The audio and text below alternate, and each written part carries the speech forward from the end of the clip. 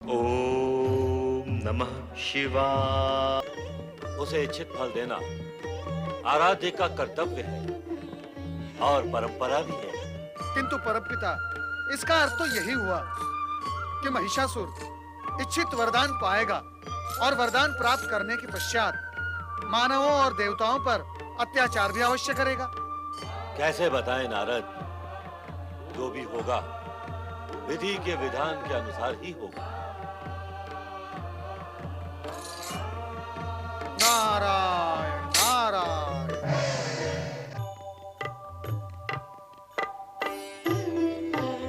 आओ नारद, हम तुम्हारा ही स्मरण कर रहे थे। ये तो चमत्कार हो गया, ये तो चमत्कार हो गया प्रभु कि आप मेरा स्मरण करने लगे। जगत तो यही जानता है कि नारद हर समय हर घड़ी नारायण नारायण का स्मरण करता है। अब आप ये बता दें कि आप मेरा स्मरण किस कारण कर रहे थे? यही बताने के लिए कि तुम्हारे मन में उठ रहे प्रश्नों का समाधान हम नहीं कर पाएंगे नारद। कारण प्रभु? भगवान शिव की इच्छा और सृष्टि के विधान के अनुसार हम ये रहस्य प्रकट नहीं कर सकते नारद, जो तुम जानना चाहते हो। अरे प्रभु, नारद कहाँ रहस्य जानना चाहता है? नारद तो केवल रहस्य का संकेत मात्र जानना चाहता है। आप अपने परम भक्त को रहस्य का संकेत भी नहीं देंगे? अवश्य देते, यदि हम ये नहीं जानते कि तुम इस जगत में रहस्य और संकेत के एकमात्र विशेषज्ञ, व्याख्याता और विवेचक हो नारद। तुम्हें संकेत मिल गया तो फिर शेष ही क्या रह गया? बीज को हाथ में लेते ही उसको वृक्ष बनाकर उसके फलों, फूलों और पत्तों की गणना करने का कार्य इस जगत में केवल तुम ही कर सकते हो नारद। नारायण नारायण। तो क्या भगवान आज नारद की प्रश्नोत्तर की झोली खाली रह जाएगी? मैं निराश लौट जाऊं? नहीं नारद, तुम्हें निराश होने की कोई आवश्यकता नहीं है। हो सकता है भगवान भोलेनाथ तुम्हारी झोली भर दें। जाओ नारद, तुम कैलाश जाओ। नारायण नारायण।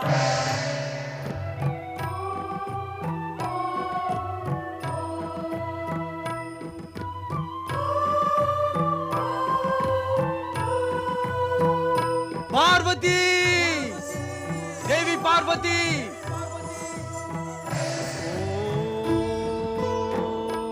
नमः शिवाय। तो नारद, ब्रह्मा जी और भगवान विष्णु तुम्हारे जिस प्रश्न का समाधान नहीं कर सके, वो तुम हमसे पूछने आए हो। सत्य तो यही है। सत्य ये भी है नारद कि यदि प्रश्न का उत्तर देना ही होता तो वे भी दे सकते थे। जब वे ही नहीं दे सके तो हम भी कैसे दे सकते हैं? अब प्रतीक्षा करने के अतिरिक्त अन्य कोई उपाय नहीं।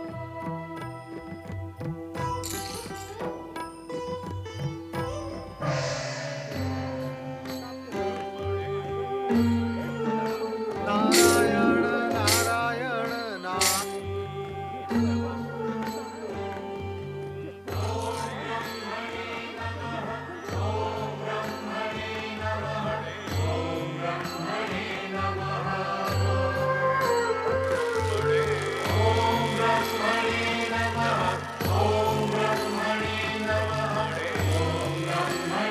महिषासुर, महिषासुर, जय हो ब्रह्मदेव, जय हो। हमारे आराधक महिषासुर, हम तुम्हारी एक निष्ठ तपस्या से प्रसन्न हुए। ब्रह्मदेव, मैं आपके दर्शन पाने के लिए व्यग्रता से प्रतीक्षा कर रहा था। तुम्हारी ये व्यग्रतापूर्ण तपस्या ही हमें तुम तक ले आई है महिषासुर। कहो, क्या चाहिए तुम्हें? मैं अमर होना चाहता हूँ ब्रह्मदेव। अपने पितामह और पिता की भांति मैं मरना नहीं चाहता। यदि मेरी तपस्या की शक्ति को आप स्वीकार करते हैं तो मुझे अमरता का वरदान दीजिए। महिषासुर, तुमसे पहले सभी दानव तपस्वियों ने हमसे अमरता का ही वरदान मांगा था।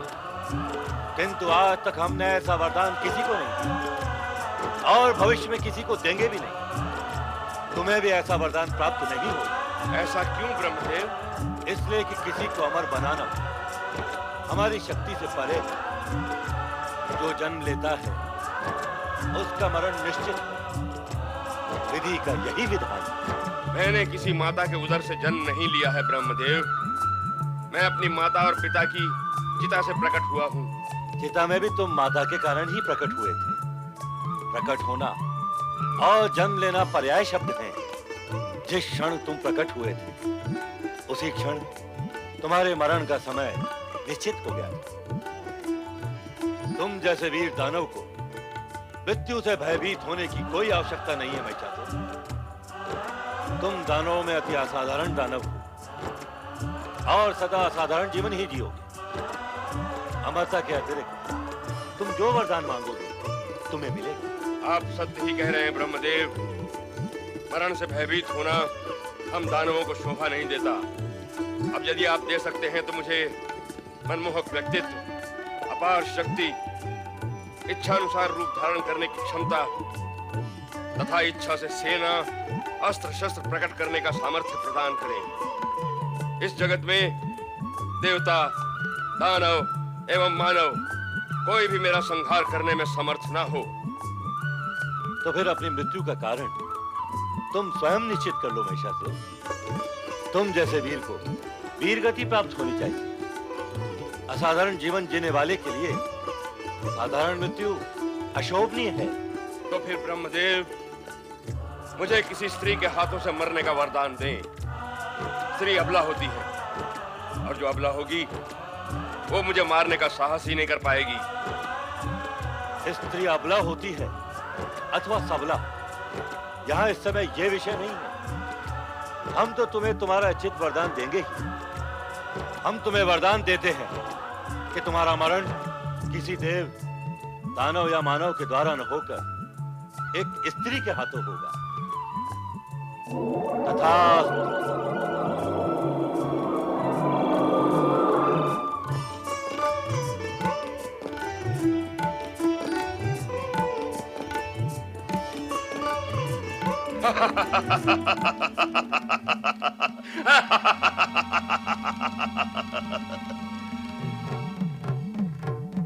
मुझे अपनी वरदानी शक्ति को परखना चाहिए। मनमोहक व्यक्तित्व,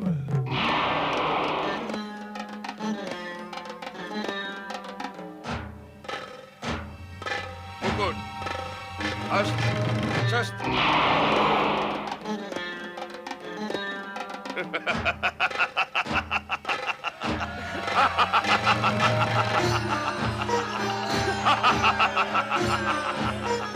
महाबली महिषासुर की, दानववीर महिषासुर की, महाबली महिषासुर की, दानववीर महिषासुर की, महाबली महिषासुर की, दानववीर महिषासुर की।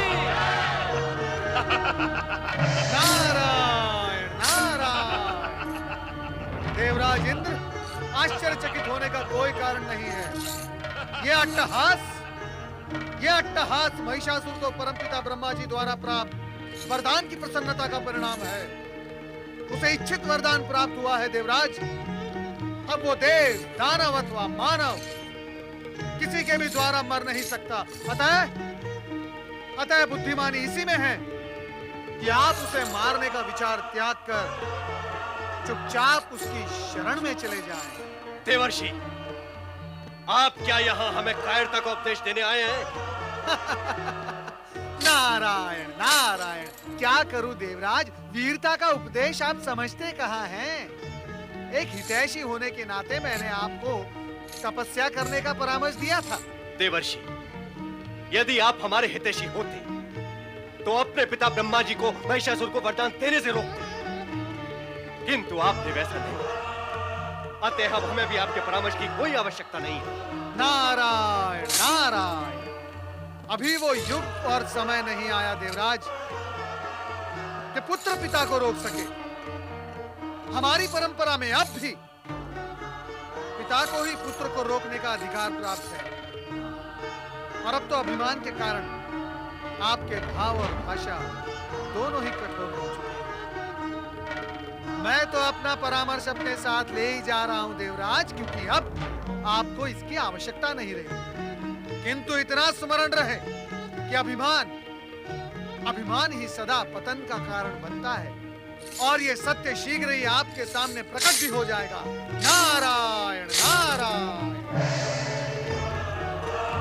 देवगण, युद्ध की तैयारियां आरंभ की जाएं। असुरराज महाबली महिषासुर की जय। महाशक्तिशाली दानववीर महिषासुर की जय। असुरराज महाबली महिषासुर की जय। दानव एवं यक्ष वीरों, हमने समस्त पृथ्वी लोक को अपने अधीन करने का निश्चय किया है। जो राजा हमारा आधिपत्य स्वीकार नहीं करेगा, उसे हम अपने बाहुबल से अधीन करेंगे अथवा समाप्त कर देंगे। जो ऋषि मुनि अपना यज्ञ भाग आज तक देवताओं को देते आए हैं, अब हमें देंगे। जो ऐसा नहीं करेगा, उसे मृत्यु दंड दिया जाएगा। पृथ्वी लोक के साथ साथ पाताल लोक भी हम दानवों के अधीन होगा। उसके बाद स्वर्ग लोक को हम अपने साम्राज्य का अंग बनाएंगे। इसलिए विजय अभियान तुरंत आरंभ हो। असुरराज महाबली महिषासुर की जय।